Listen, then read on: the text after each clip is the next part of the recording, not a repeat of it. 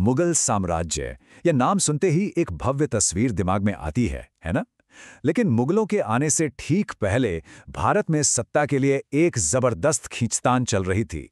आज हम उन्हीं में से दो सबसे ताकतवर सल्तनतों की कहानी में उतरेंगे, मालवा और गुजरात। और कमाल की बात यह है कि इनकी दुश्मनी ही इनके पतन की वजह बन गई। तो चलिए इसी सवाल से शुरू करते हैं।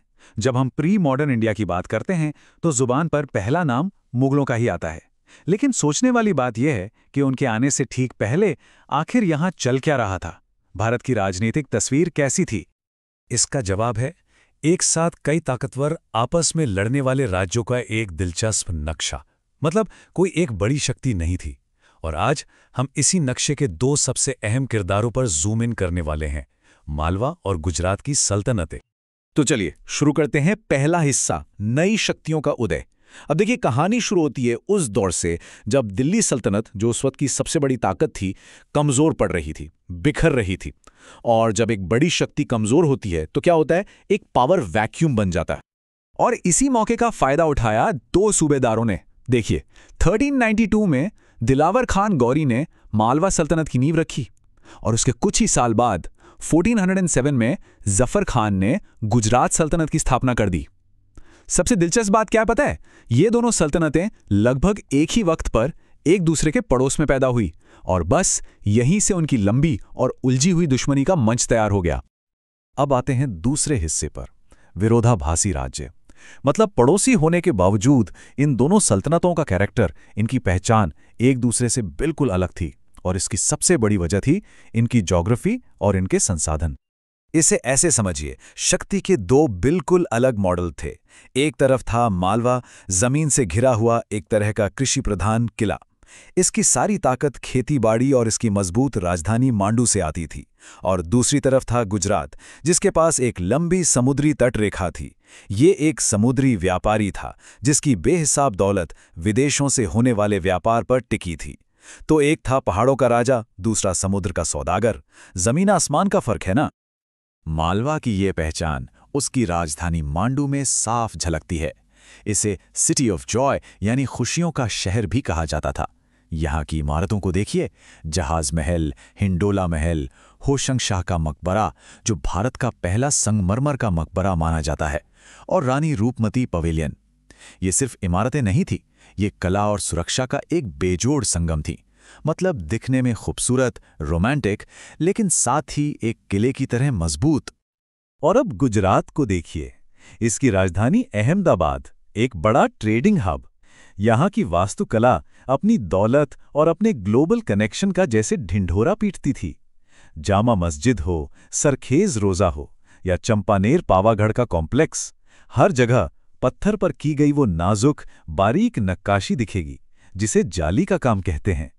ये गुजरात की अमीरी और उसके कलाकारों के हुनर का सबूत है। आगे बढ़ते हैं तीसरे हिस्से पर, महानतम शासक और उनकी विरासतें।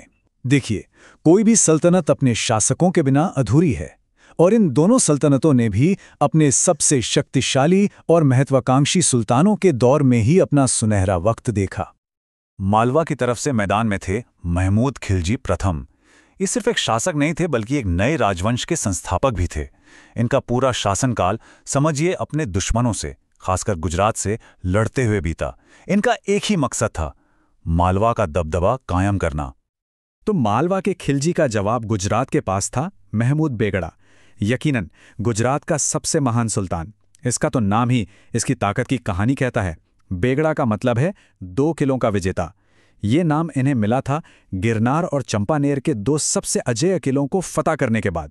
तो सोचिए कितना जबरदस्त सेनापति रहा होगा ये।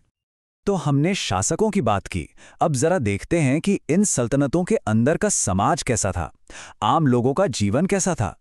और आपको जानकर हैरानी होगी कि इस मामले में दोनों सल्तनतें काफी हद तक एक जैसी थीं। इनका जो एडमिनिस्ट्रेटिव स्ट्रक्चर था वो दिल्ली सल्तनत से ही लिया गया था। देखिए, सबसे ऊपर सुल्तान, उसके नीचे वजीर और काजी जैसे मंत्री, फिर आते थे प्रांतीय गवर्नर जो अलग अलग इलाकों को संभालते थे, और सबसे निचले स्तर पर थे स्थानीय हिंदू जमींदार जिनका अपने गांव पर कंट्रोल बना हुआ था। मतलब एक साफ सुथरा सिस्टम था जिसमें इस्लामी शासन और स्थानीय हिंदू सत्ता दोनों का मिश्रण था।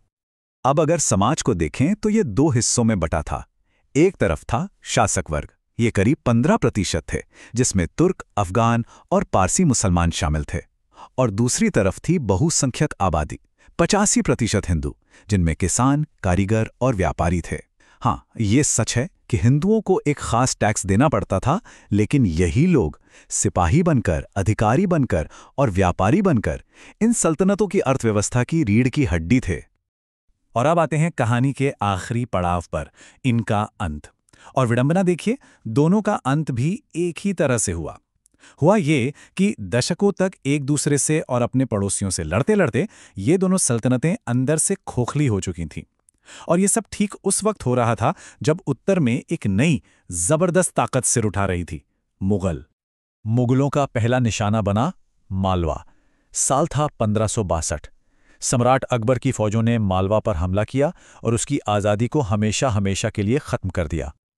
और फिर ठीक 11 साल बाद 1573 में बारी आई गुजरात की।